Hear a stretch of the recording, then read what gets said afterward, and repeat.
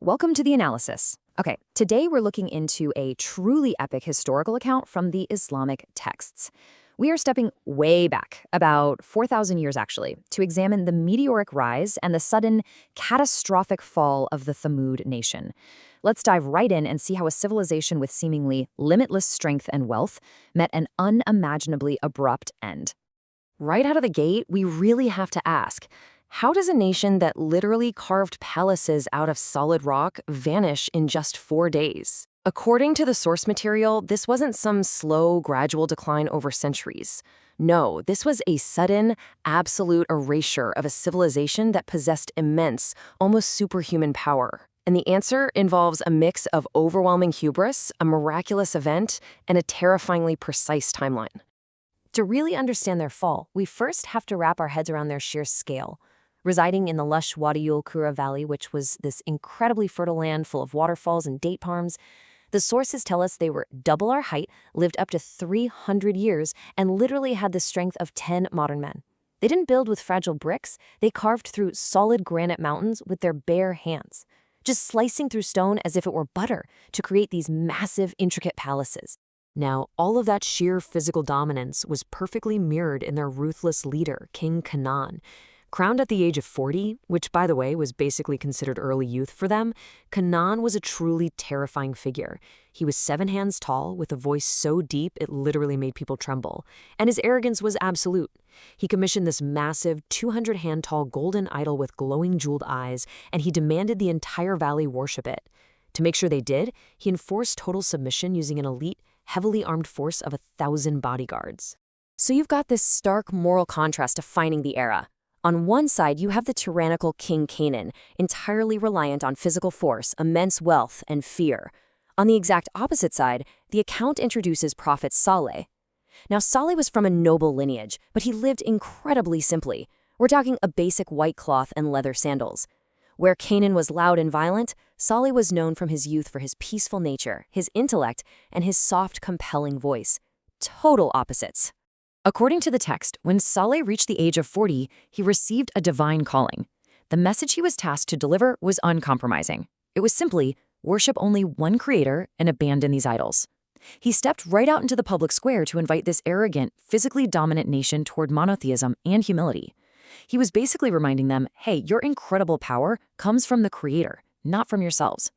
Now, you might expect a swift resolution here, right? But for 30 agonizing years, as his hair literally turned gray, Prophet Saleh patiently preached his message. And the response? Absolute rejection and mockery from the elite class. In one super striking anecdote from the source, Kanan actually mocked Saleh in the middle of the royal court. He told him that if his god was really so powerful, he should revive a dead peacock lying on the floor right then and there. But despite that constant ridicule, Saleh never stopped his mission. Eventually, Kanan devised a public challenge, and he designed it to be so impossible that it would silence Saleh forever.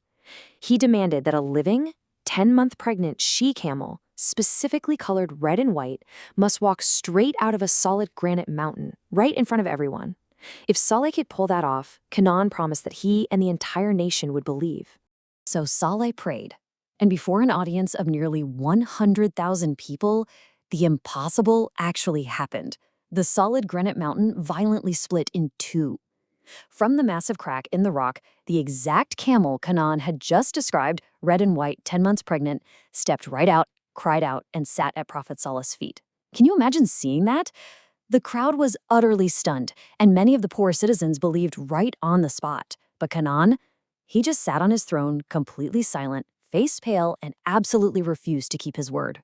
Following this mind-blowing miracle, a strict divine resource-sharing pact was established.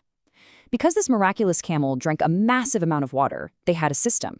On day 1, the camel drank from the valley's main spring, and in return, it provided endless milk for the entire nation. It was literally overflowing their vessels. Then, on day 2, the camel would head off to graze in the mountains, freeing up the spring for the people and their livestock. It was a perfect divine balance. But, as we know, balance threatens corrupt power. 9. That was the exact number of youths it took to hatch a deadly conspiracy. King Kanan realized that as long as this miraculous camel was walking around, Saleh's followers were going to multiply and his own grip on power would slip. So he orchestrated a plot. He obviously couldn't kill the camel publicly, so he enlisted 9 influential, highly ruthless youths from the city to do the dirty work in the shadows. Driven by the promise of royal wealth and marriage to the king's daughter, 2 brutal youths, Qudar and Muzda, executed a midnight assassination. They waited for a pitch-black, moonless night while the whole valley slept. As the camel rested at the base of the mountain, Muzda shot an arrow directly into its back. Then, Qudar stepped up with his massive 3-hand-long sword, brutally struck the camel's legs to bring it down, and delivered the fatal blow to its neck. And the brutality doesn't even end there. The text describes this incredibly heartbreaking and chilling detail. The camel's baby calf actually witnessed the slaughter. The terrified calf ran all the way up the mountain to a place no human could reach.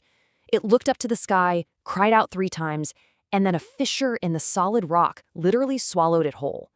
With the death of the camel and the vanishing of that calf, the divine covenant was irrevocably broken. What followed was a countdown of sheer psychological terror. Prophet Saleh confronted the nation and gave them a hard 3-day warning. On day 1, miraculously, the faces of every single disbeliever turned a sickly yellow. Kanan even banned anyone from crying. On day 2, their faces turned blood red. By day 3, their faces turned pitch black. They finally realized the doom was real, but by then, the time for repentance had completely passed. And that brings us to day 4. Right before sunrise, the destruction didn't come from an invading army. It came from the sky. The source describes this terrifying phenomenon known as the Saha. Think of it as a devastating sonic weapon, a thunderous, cosmic roar. The sheer acoustic force of it was so overwhelmingly powerful that it instantly ruptured eardrums, crushed rib cages, and stopped their hearts in a split second. The result? Absolute devastation. 100,000 people perished instantly. And it didn't matter if they hid in underground bunkers or locked themselves deep inside those thick granite palaces. That sonic wave penetrated everything. The brutal assassin, Qudar, died frozen at the mouth of a cave. And King Kanan, with all his immense wealth, his bodyguards, and his unchecked arrogance, the account tells us he tried to scream, but no sound came out, and he fell dead straight from his golden throne. The Quranic text leaves us with this striking, incredibly haunting description of the aftermath, as if they never lived there. Just let that sink in.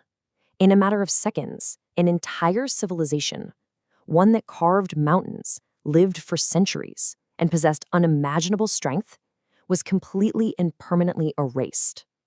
Their massive stone structures remained standing, sure, but the life within them was snuffed out entirely. But there is a survival element to this narrative. The text is very clear in noting that Prophet Saleh and his small group of followers were actually saved. They evacuated the valley the night prior by divine command. It's a moment that really proves that in this account, faith and humility were infinitely more valuable than raw numbers or physical strength.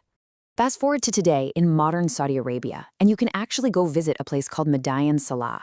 And what you'll find there perfectly matches the text. These massive, beautifully carved stone palaces cut directly into the mountains. But they're completely empty. There is just this profound, haunting silence. It stands today exactly as the sources describe, as a towering historical warning, literally frozen in stone. So what are the core lessons the source material wants us to grasp from all this? First, arrogance completely blinds people to the truth, even when literal miracles happen right in front of them. Second, worldly power and wealth are temporary and ultimately totally useless against a higher power. Third, true strength is found in humility, not force. And finally, delaying an apology or repentance until disaster is already knocking at your door is a fatal mistake. King Kanan's golden throne has turned to dust. His 1,000 guards couldn't save him, and his grand mountain palaces are now just empty tourist attractions.